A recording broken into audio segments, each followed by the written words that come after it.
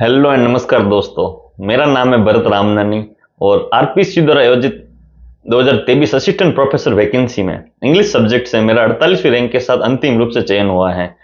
तो आज मैं अपनी जर्नी साझा करना चाहता हूं, क्योंकि कई लोग ये सोचते हैं कि अंग्रेजी से असिस्टेंट प्रोफेसर, इंग्लिश सब्जेक्ट से असिस्टेंट प्रोफेसर बनने के लिए आपका इंग्लिश मीडियम से होना जरूरी है, आपका जो बैकग्राउंड है बहुत ही स्ट्रांग होना जरूरी है। With full time job you can not do it, but it's all are these all are myths. Actually अगर आपका अपने सब्जेक्ट के प्रति इंटरेस्ट है, चाहे इंग्लिश सब्जेक्ट हो चाहे और भी कोई सब्जेक्ट जिसमें आप असिस्टेंट प्रोफेसर बनना चाहते हैं, तो आपका अगर अपने सब्जेक्ट के प्रति इंटरेस्ट है और आप उसको 1 साल तक 1.5 साल तक उसको पढ़ सकते हैं, उसको आप सहन कर सकते हैं पढ़ना, और आप उसको पूरे इंटरेस्ट से पढ़ सकते हैं, उसमें डीपली जा सकते हैं, तो आप असिस्टेंट प्रोफेसर बन सकते हैं। असिस्टेंट प्रोफेसर बनने के लिए आपका जो सब्जेक्ट है वो आपको स्ट्रांग होना, ये पूरा जो गेम है असिस्टेंट प्रोफेसर का पूरा गेम, जो पूरा सब्जेक्ट बेसिस गेम, अगर आपका सब्जेक्ट में इंटरेस्ट है और आप इसको 1 साल तक 1 साल 1.5 साल तक अगर लगातार इसे पढ़ सकते हैं और साथ में आप राजस्थान जीके भी अगर थोड़ा बहुत पढ़ सकते हैं, तो आप असिस्टेंट प्रोफेसर बिना किसी प्रॉब्लम के बन सकते हैं। और मेरा तो ये मानना है कि जितना बड़ा एग्जाम होता है, जितनी बड़ी पोस्ट होती है, उतना ही कम कंपटीशन उस एग्जाम में होता है, क्योंकि लोग उससे डरते हैं, अरे यार इतना बड़ा एग्जाम मेरे से कैसे होगा, ये तो इसमें तो पता नहीं क्या चाहिए होता है, आपको जेनेटिकली गिफ्टेड होना पड़ेगा। नहीं, ऐसी कोई बात नहीं है। अगर आप 1 साल तक प्रॉपर अगर शेड्यूल के साथ, प्रॉपर प्लानिंग के साथ सिलेबस और पीवाईक्यूज को देखते हुए पढ़ते हैं, तो it is a cake walk. If you really ask me, it's a cake walk. तो मैं आपको अपनी जर्नी साझा करता हूं ताकि आपको ये नहीं लगे कि यार ये तो बहुत बड़ी पोस्ट है, इसके लिए आपका बैकग्राउंड बहुत स्ट्रांग होना चाहिए वगैरह वगैरह। ये सब मिथ है। मैं ना इंग्लिश मीडियम से पढ़ा हूँ, ना मैं कोई बहुत अच्छी स्कूलों से पढ़ा हूँ, ना कोई मैं दिल्ली यूनिवर्सिटी से भी मेरी कोई ग्रेजुएशन या पीजी है नहीं। तो भी मैं असिस्टेंट प्रोफेसर बन चुका हूँ, तो आप भी बन सकते हैं। आप में से कई लोग तो मेरे से भी अच्छे बैकग्राउंड से होंगे, ये ऐसा मुझे लगता है। मैं आपको बताना चाहूंगा, मेरी एकेडमिक जर्नी की शुरू से शुरुआत करते हैं। 9th क्लास तक मैं गवर्नमेंट स्कूल में पढ़ा था, और उस गवर्नमेंट स्कूल में इंग्लिश का कोई टीचर, मुझे नाम मतलब प्रॉपर याद भी नहीं है किसी ने कोई अच्छे से पढ़ाया हो। 9th क्लास तक मुझे याद भी नहीं है किसी ने, लेकिन फिर भी इंग्लिश सब्जेक्ट के प्रति शुरू से एक आकर्षण था। पता नहीं क्यों था शुरू से आकर्षण, और उसका कारण शायद मेरी माँ हो सकती है। मेरी माँ को मुझे उस टाइम छोटी क्लासेस में वो पढ़ाया करती थी, तो हो सकता है वहीं से इंटरेस्ट जगा हो। फिर 10th क्लास में मैंने एक प्राइवेट स्कूल में एडमिशन लिया, वो भी that was also a very average school. It was not like DPS or something like that. It was very average school. विद्या मंदिर नाम के पीछे था। तो इतनी कोई वो भी बहुत ज्यादा अच्छी स्कूल नहीं कर सकते वहां से मेरा कोई इंग्लिश बहुत ज्यादा अच्छी हो गई, या इंग्लिश हिंदी मीडियम ही थी स्कूल, तो वो भी। तो 10th मैंने वहां से की। 10th में भी मेरे बहुत ही एवरेज मार्क्स से 73.33 परसेंटेज बने थे, और इंग्लिश में मेरे 76 मार्क्स थे 10th में। 76 out of 100 is not like, it's good marks, but not great. We cannot say that, oh, you got 76 and oh, that was not a great marks. And 12th class में 12th फिर 11th class में मैंने science maths ले ली।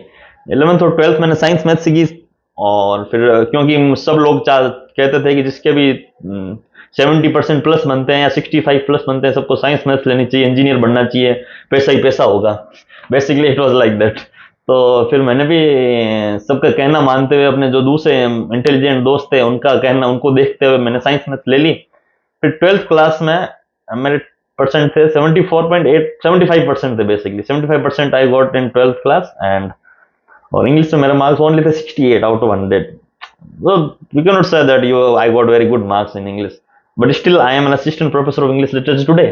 So it doesn't matter what your background is. And then after 12th मैंने graduation करी, BA ले लिया मैंने, आर्ट्स में स्विच कर लिया, साइंस टू आर्ट्स स्विच कर लिया 12th क्लास के बाद।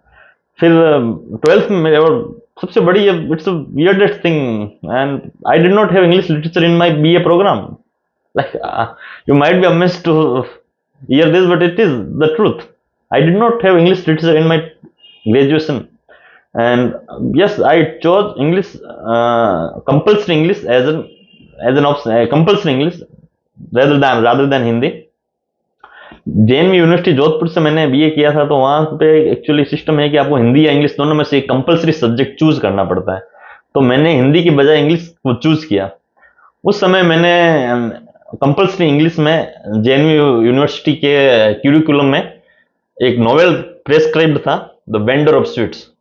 तो वो मैंने लाइन बाय लाइन पढ़ा और वो मुझे बहुत अच्छा लगा, और देन आई थॉट यार my English is very good, I can read whole novel without translation in my head, and so I thought I should have opted for English literature in my BA program. But after that, what could I do?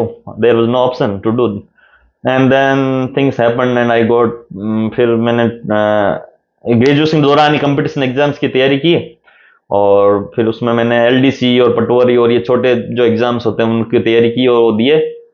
फिर पटवारी का जो result आया था उस time 2018 में, I don't exactly remember, 2017 में जब भी आया रिजल्ट उनका, उसका रिजल्ट आया तो मेरा उसमें सिलेक्शन नहीं हुआ, मतलब डेढ़ number, 1.5 marks was less than the cut off.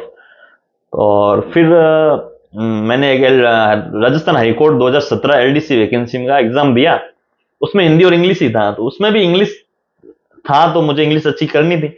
उसमें भी फिर मैंने कुछ अमेरिकन सेल्फ हेल्प बुक्स पढ़ना चालू की ताकि मेरी इंग्लिश और अच्छी हो, जैसे the power of your subconscious mind and who will cry when you die and इस टाइप की बुक्स मैंने पढ़ना चालू की ताकि मेरी इंग्लिश कॉम्प्रहेंशन अच्छा हो और साथ में वोकेबलरी अच्छी हो, और रीडिंग से ग्रामर भी अच्छी हो जाती है क्योंकि आपको पता चल जाता है कहाँ कौन सा प्रीपोजिशन यूज हो रहा है, कहाँ कौन सा डिटरमाइनर्स यूज हो रहा है, क्या एक्टिव वॉइस है, क्या पैसिव वॉइस है। I think reading can solve most of your problems in English. If you want to grow in English, you must read a lot read. Then फिर after graduation I started doing BEd, और BEd के 6 महीने बाद करीब मेरा LDC का result आया, और फिर मैंने एलडीसी ज्वाइन कर लिया, राजस्थान हाईकोर्ट में एलडीसी ज्वाइन कर लिया। 2000 जनवरी 2018 की बात है। फिर 8 महीने बाद करीब अगस्त 2018 में पटवारी का वेटिंग रिजल्ट आया, फिर उसमें मेरा नंबर आ गया। फिर मैंने पटवारी पद को ज्वाइन किया सितंबर 2018 में। फिर मैंने पढ़ाई वढ़ाई का काम पड़ा नहीं कभी, पटवारी जॉब फील्ड की जॉब थी, नई नई थी और बहुत ही उसमें थोड़ा प्रेशर रहता था। उस टाइम ऑनलाइन नहीं था, सब जो भी रिटर्न वर्क था वो मैन्युअली करना पड़ता था, और बहुत सारा मतलब जो मुझे पहला सर्किल मिला जहाँ मेरी पोस्टिंग हुई वहां पे भी थोड़ा वर्कलोड ज्यादा ही रहता था। तो फिर उस टाइम मुझे टाइम मिला नहीं और 2-3 साल में उस जॉब में बिजी हो गया, फिर मुझे टाइम मिला नहीं। और फिर 2018, 19, 20 निकल गया, 21 में फिर मैंने एमए इंग्लिश लिटरेचर से चालू की वर्धमान महावीर ओपन यूनिवर्सिटी कोटा से। फिर 2022 में मेरी वो एमए कंप्लीट हुई। इसी दौरान 2021 में असिस्टेंट प्रोफेसर वैकेंसी 2020 जो थी वो 2021 में उसका फॉर्म रीओपन हुआ था, मुझे याद है आज भी। अप्रैल में उसका एग्जाम होना था, अप्रैल 2021 में उसका एग्जाम होना था, लेकिन somehow because of Covid the exam got cancelled and the form was reopened. फिर मैंने जब वो फॉर्म रीओपन हुआ तो मेरा एक दोस्त था, वो मुझे कहा करता था यार असिस्टेंट प्रोफेसर बहुत अच्छी पोस्ट है, वो हमें बनना चाहिए और बहुत ही शानदार पोस्ट है, 6000 पे ग्रेड है। पर उस टाइम मुझे थोड़ा कॉन्फिडेंस कम होता था, मैंने कहा यार अभी कहाँ हम पटवारी और कहाँ असिस्टेंट प्रोफेसर, और वो टाइम कहाँ मिलता है और blah blah blah. So I was like not confident enough, but still उसके कहने पे मैंने फॉर्म भर दिया और थोड़ी बहुत तैयारी भी शुरू कर दी। हालांकि एमए मेरी कंप्लीट नहीं हुई थी, नहीं मेरे पास नेट था, फिर भी मैंने वो एग्जाम दिया मैंने थोड़ा बहुत पढ़ के, 15-20 दिन 1 महीना जितना भी पढ़ सकता था पढ़ के दिया मैंने। लेकिन उस टाइम मेरा इंटरव्यू कॉल भी नहीं हुआ, मतलब 4 नंबर मेरे कम पड़ गए थे, तो थोड़ा दुख हुआ कि यार it was my dream. But मुझे ये भी पता था कि मैंने इतना जस्टिस नहीं किया था प्रिपरेशन के साथ, तो I could not hope for victory in this exam. फिर वो हो गया। और फिर मुझे फिर अशोक गहलोत जी ने एक ट्वीट किया था 2023 में, शायद 2022 या 23 में। उन्होंने कहा था कि असिस्टेंट प्रोफेसर की वैकेंसी हम निकालेंगे और इतने इतने पद है पूरा, उन्होंने पद के साथ वो ट्वीट किया। उस टाइम मेरी वापस उम्मीद जगी। मैं हालांकि पटवारी के पद पे ही काम कर रहा था, लेकिन फिर भी मुझे लगा यार वैकेंसी आ गई है, थोड़ा बहुत मैंने हल्का हल्का पढ़ा हुआ भी है। उस टाइम तो एमए भी कंप्लीट हो गया, नेट भी हो गया था। फिर मैंने कहा अब तो करना पड़ेगा, जिंदगी भर पटवारगिरी अपन से होनी नहीं है। It is like very difficult job. Yes, I couldn't bear a single day of it, but still I am a man of steel. And